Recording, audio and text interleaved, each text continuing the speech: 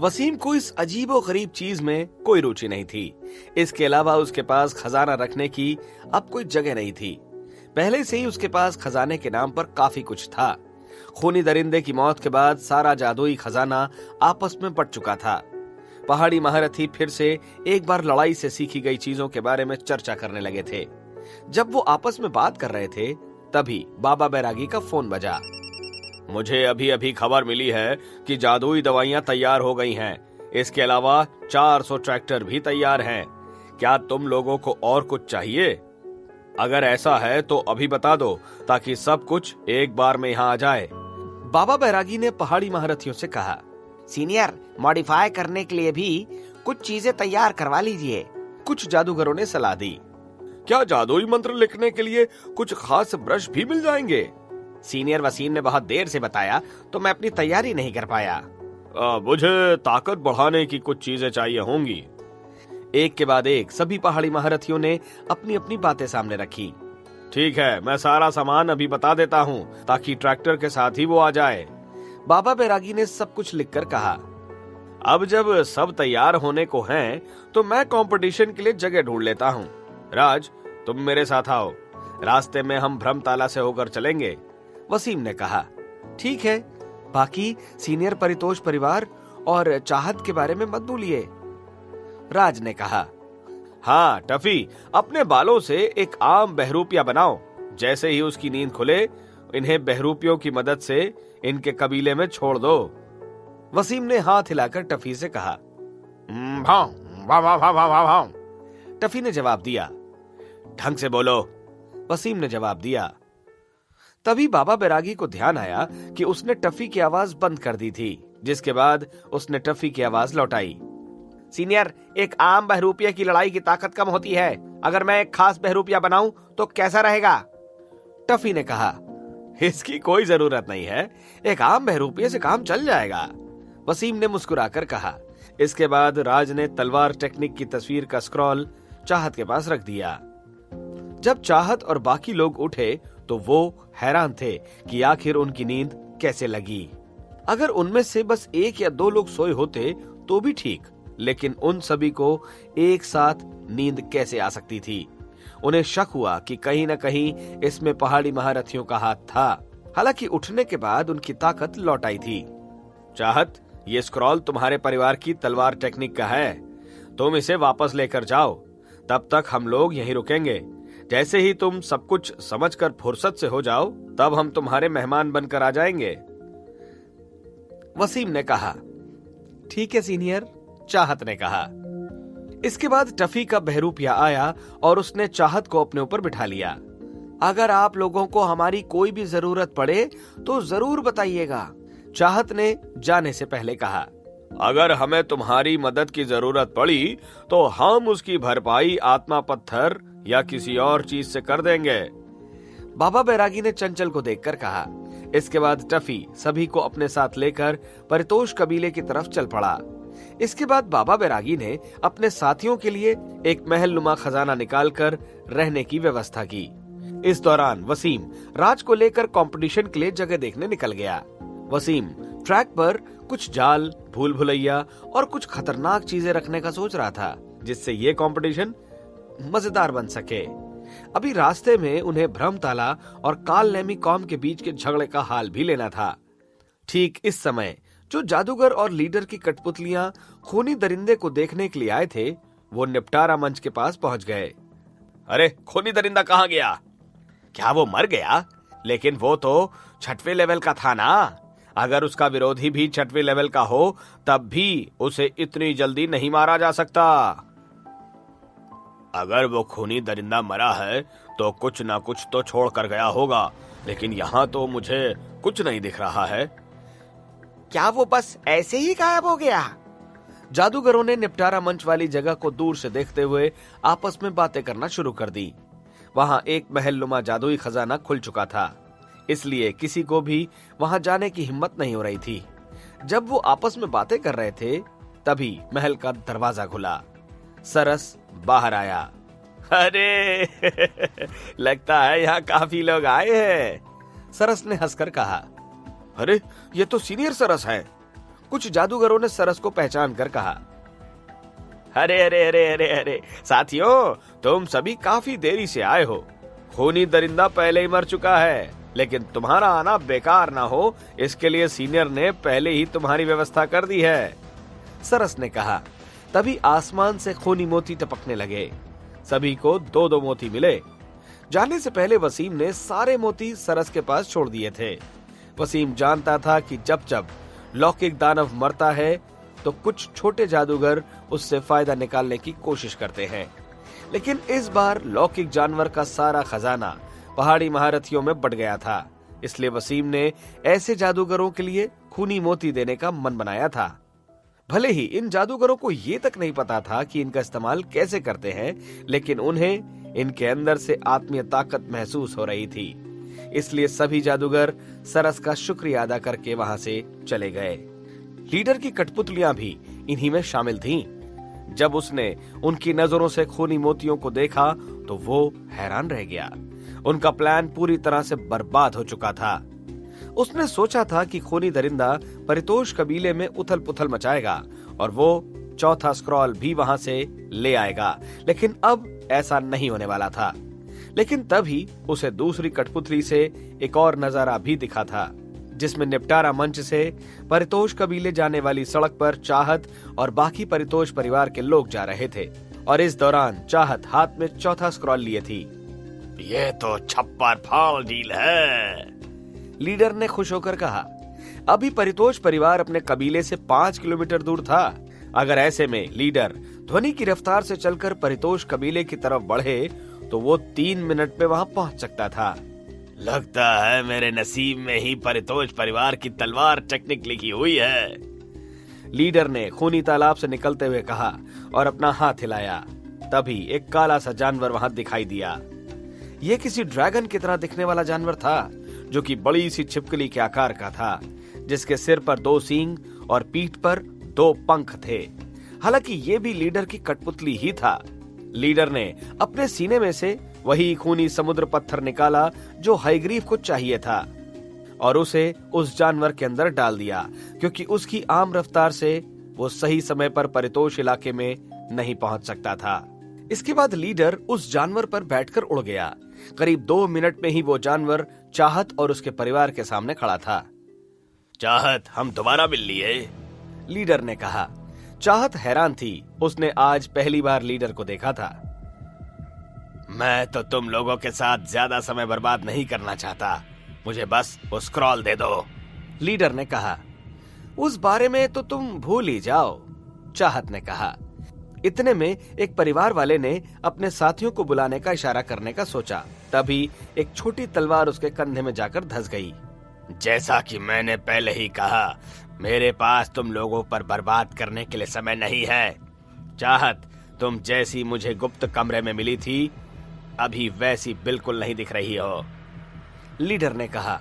अब चाहत को कुछ कुछ समझ आ गया था कि राज असल में गुप्त कमरे में इस आदमी से मिला होगा।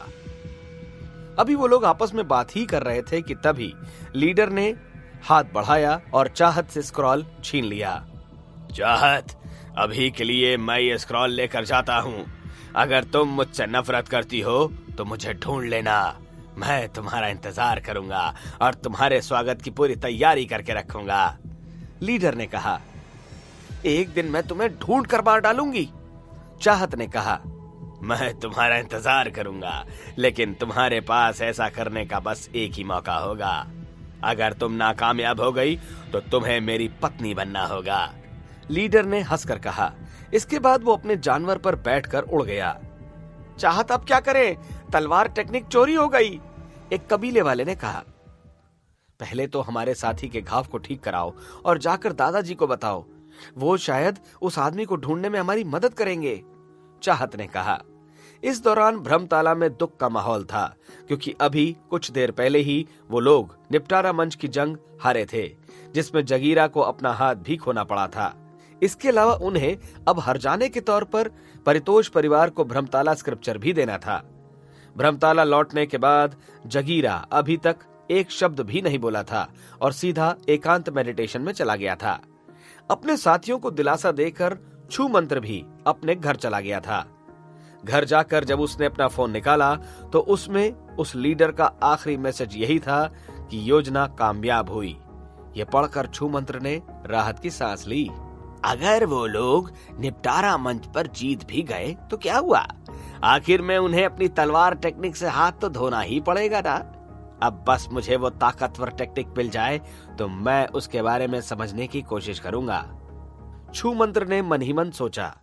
छूमंत्र काफी लंबे समय से तीसरे लेवल पर अटका हुआ था। एक बार परितोष परिवार की तलवार टेक्निक हासिल होते ही वो नई ताकत हासिल कर सकता था। ऐसे में चौथा लेवल तो कम था, वो 5वें लेवल पर भी पहुंच सकता था। योजना कामयाब हो जाने के बाद अब मुझे क्या करना है? छूमंत्र ने लीडर को मैसेज करके कहा। तुम तो बहुत बेसब्र हो रहे हो। थोड़ी ही देर में मैं अपने नौकरों से तुम्हें अपनी लोकेशन के पत्थर भेजूंगा। इसके बाद हम साथ मिलकर इस टेक्निक को समझेंगे और अपनी ताकत बढ़ाएंगे। उस लीडर ने जवाब में कहा। इसके बाद लीडर की 2 कठपुतलियां और कालनेमी कौम के 4 लोग भ्रमताला आए। उन लोगों ने ज्यादा समय बर्बाद न करते हुए एक डिब्बा निकालकर छूमंत्र को दे दिया। लेकिन अब छूमंत्र ने वो डिब्बा खोला तो उसके अंदर कोई पत्थर तिलिस्म नहीं था। क्या उस लीडर ने छूमंत्र को धोखा दिया था? आखिर लीडर के मन में कौन सी साजिश पनप रही थी? बल्कि उसमें से एक अजीब तरह का कोहरा निकला जो पूरे भ्रमताला में फैल गया। छूमंत्र ये देखकर हैरान था। थोड़ी ही देर में उसे बेहोशी छाने लगी। समझौते के हिसाब से हम कालनेमी कौम के लोग भ्रमताला से असली खून इकट्ठे करने आए हैं। इनका शरीर हम छोड़ देंगे ताकि उनसे खूनी समुद्र पत्थर बनाए जा सकें, एक कालनेमी जादूगर ने कहा। इतना कहते ही करीब 500 छुपे हुए कालनेमी जादूगर बाहर आ गए और लोगों को मारने लगे। छूमंत्र को कुछ भी समझ में नहीं आ रहा था कि उसका अच्छा दोस्त उसे क्यों मारना चाहता था। उसे 2 साल पहले की घटना याद आने लगी जब वो पहली बार इस लीडर से मिला था। 2 साल पहले जब छूमंत्र अपने साथियों के साथ जादुई खजाना ढूंढने निकला तो एक ताकतवर जानवर ने उस पर हमला कर दिया था। छूमंत्र के आधे साथी वहीं मारे गए और वो बुरी तरह से घायल हो गया। तभी इस लीडर ने आकर ही छूमंत्र और बाकी लोगों की जान बचाई और उन्हें वापस भ्रमताला कबीले लेकर आया। इसके बाद पिछले 2 सालों में इस लीडर ने कई बार भ्रमताला की मदद की थी, जिससे छूमंत्र और ये लीडर काफी अच्छे दोस्त बन गए थे। लेकिन अब वही लीडर छूमंत्र को मारकर पूरे भ्रमताला को तबाह करना चाहता था। जानना चाहते हो ये सब क्यों हो रहा है? क्योंकि तुम लोग किसी काम के नहीं हो। इस दुनिया में हर चीज की एक कीमत होती है और तुम जितना दे सकते थे मुझे दे चुके हो। हालांकि अभी भी तुम मेरे कुछ काम के बचे हो। मैं तुम्हारे और भ्रमताला के लोगों के शरीर से खूनी समुद्र पत्थर बनाऊंगा। अपने कठपुतली नौकर के जरिए लीडर ने कहा।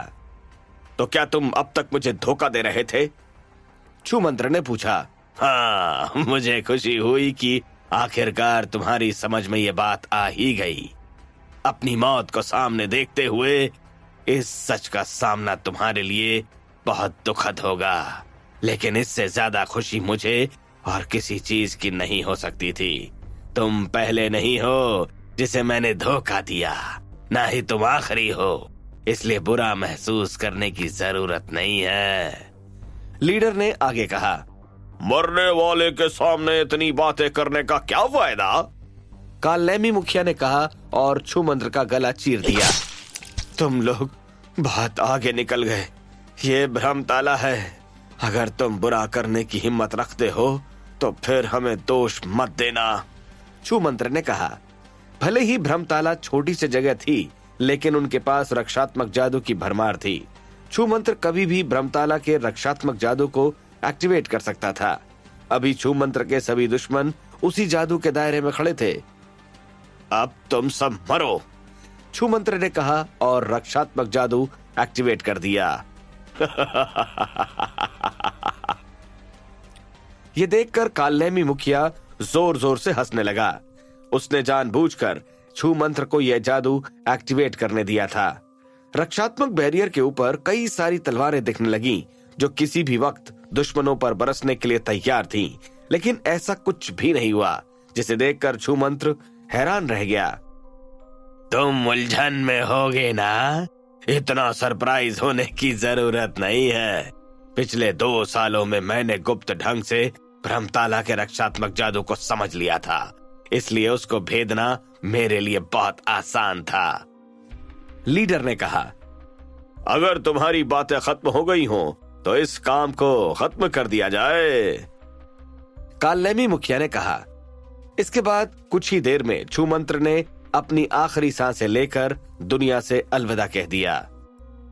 कायदे से तो उस लीडर ने खूनी दरिंदे को यहाँ भेजकर कालनेमी और भ्रमताला दोनों को खत्म करने के बारे में सोचा था, लेकिन खूनी दरिंदा पहले ही मर चुका था, इसलिए अभी के लिए कालनेमी कौम अपनी जिंदगी जी सकती थी।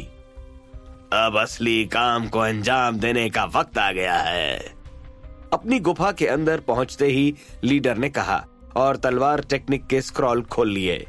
उसने उन पर परितोष परिवार के लोगों का खून डाला और तस्वीरों का रहस्य उसके सामने आ गया। इस दौरान वसीम और राज ने भ्रमताला को ढूंढ लिया था। इस दौरान उनकी मुलाकात जिष्णु, पंखुड़ी और भूपेश से हुई। भूपेश और वसीम की थोड़ी बहुत बातचीत हुई थी। तभी किसी गड़बड़ी के कारण अचानक ही वसीम हवा में उड़ गया और तुरंत गायब हो गया। आखिर वसीम क्या करना चाहते हैं? भूपेश ने पूछा।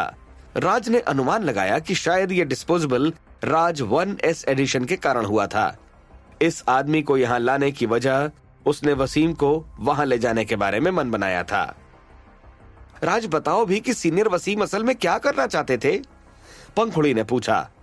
मुझे भी पूरी तरह से नहीं मालूम। शायद वो उस आदमी को पकड़ने गए हैं जिससे हम परितोष परिवार के गुप्त कमरे में मिले थे। राज ने थोड़ा सोचकर कहा। अच्छा, वसीम भी उसे पकड़ना चाहते हैं। अगर ऐसा है तो हमें थोड़ी जल्दी करना चाहिए। भूपेश ने हंसकर कहा। सीनियर, आप भ्रमताला क्यों आए हैं? राज ने पूछा। राज ने सोचा था कि पंखुड़ी और भूपेश उसे बाकी सीनियर्स के पास ही मिलेंगे, जबकि वो उन्हें भ्रमताला के पास मिले थे। जब जिष्णु ने राज की बात सुनी तो वो मुस्कुराने लगा। इसके बाद उसने राज को सब कुछ समझाया कि कैसे करीब 30 कालनेमी जादूगरों ने उस पर हमला करने की कोशिश की, क्योंकि जिष्णु पर बदले का निशान आ गया था, और कैसे भूपेश ने बीच में आकर उन सभी को मौत के घाट उतारा, और इसके बाद वो सभी भ्रमताला आ गए। राज, जब सीनियर वसीम हवा में उड़े तो क्या वो डिस्पोजेबल उड़ती तलवार के कारण हुआ था? पंखुड़ी ने पूछा। वो डिस्पोजेबल उड़ती तलवार के कारण नहीं, बल्कि उससे भी मजेदार किसी चीज के कारण हुआ था। राज ने कहा। अच्छा, उस चीज का नाम क्या है? पंखुड़ी ने कहा। उसका नाम 1S एडिशन था। राज ने कहा। उसने डिस्पोजेबल राज 1S एडिशन का पूरा नाम बताना ठीक नहीं समझा था। वाह, काश मैं भी डिस्पोजेबल उल्का तलवार की सवारी कर पाती, पंखुड़ी ने कहा। पंखुड़ी, मैंने डिस्पोजेबल उल्का तलवार के पीछे की सारी कहानी समझ ली है। जब हम घर वापस लौटेंगे तो मैं तुम्हारे लिए वैसी ही एक उड़ती तलवार बना दूंगा, भूपेश ने कहा। अच्छा ठीक है, लेकिन मैं फिर भी सीनियर वसीम की डिस्पोजेबल तलवार की सवारी करना चाहती हूँ। जब हम उनसे मिलेंगे तो मैं उनसे अपने लिए एक और तोहफा मांगूंगी, क्योंकि सभी पहाड़ी इमारतियों को उनका तोहफा मिला, लेकिन मुझे वो नहीं मिला, पंखुड़ी ने कहा। राज को समझ नहीं आ रहा था कि पंखुड़ी की इस नादानी पर वो कैसे रिएक्ट करे, क्योंकि वो जानता था कि वसीम ने डिस्पोजेबल तलवार का तोहफा सजा के तौर पर दिया था। अगर पंखुड़ी उसे मनोरंजन के तौर पर देख रही थी तो वसीम का रिएक्शन कैसा हो सकता था, इस बारे में राज को अंदाजा भी नहीं था। इसके बाद राज ने उस उड़ते बादल से नीचे झांककर देखा जिसमें वो अभी मौजूद था। सीनियर, क्या कालनेमी कौम ने भ्रमताला पर हमला कर दिया? राज ने पूछा। हाँ, वो हमला कर चुके हैं। वो घना कोहरा अचानक दिखा और कई भ्रमताला के लोग ढेर हो गए। कालनेमी जादूगरों ने कई लोगों को मौत के घाट भी उतार दिया है। कुछ लोगों ने ही कालनेमी जादूगर के खिलाफ लोहा लेने का जिम्मा उठा रखा है और वो अभी लड़ाई जारी रखे हुए हैं, भूपेश ने कहा। तो क्या आप बीच बचाव नहीं करेंगे? राज ने पूछा। मैं उनकी लड़ाई खत्म होने तक इंतजार करना पसंद करूंगा। असल में बात यह है कि मेरे और परितोष परिवार के बीच अच्छी दोस्ती है और पंखुड़ी की भी वहाँ एक अच्छी दोस्त है, जबकि भ्रमताला की परितोष परिवार से दुश्मनी है। ऐसे में मैं अभी दर्शक बनकर ये देख रहा हूँ, इतना ही उन लोगों के लिए काफी है, वरना मैं खुद उन्हें तबाह कर देता। फिर उनकी लड़ाई के बीच बचाव का तो कोई सवाल ही नहीं उठता। भूपेश ने कहा, पापा तो क्या बस इसीलिए हम यहाँ रहकर उनकी लड़ाई देख रहे हैं? पापा ऐसे दर्शक बनकर मत बैठे रहिए और उनकी मदद कीजिए। जितनी जल्दी हम कालनेमी जादूगरों से निपटेंगे उतनी जल्दी हमें सीनियर वसीम के पास जाने का मौका मिलेगा। वैसे भी निपटारा मंच में भ्रमताला की हार के बाद परितोष परिवार को कोई खतरा नहीं है। पंखुड़ी ने कहा, पंखुड़ी की बात में दम है तो ठीक है, चलो कालनेमी जादूगरों को मजा चखाएं। भूपेश ने कहा। अगले ही पल भूपेश ने नीचे एक तितली छोड़ दी जो थोड़ी ही देर में छोटी छोटी तितलियों में बट गई। इस समय कालनेमी जादूगर अपनी मार काट में व्यस्त थे। तभी उन्हें ढेर सारी तितलियां दिखाई दी। उन्हें समझ में नहीं आ रहा था कि इतने जहरीले कोहरे से ये तितलियां जिंदा कैसे बची थी। उनमें से एक जादूगर ने एक तितली को मारने की कोशिश की, लेकिन उसका नतीजा बहुत बुरा हुआ। सभी तितलियां कालनेमी जादूगरों का गला काटते हुए निकल गईं। छू मंत्र के घर में मौजूद कालनेमी मुखिया के अलावा बाकी सभी कालनेमी जादूगर पलक झपकते ही मारे गए थे। इतने में ही तितलियां छू मंत्र के घर के अंदर पहुंच गईं। मुखिया कालनेमी को कुछ भी समझ में नहीं आया। उसका शक लीडर की कठपुतलियों पर गया।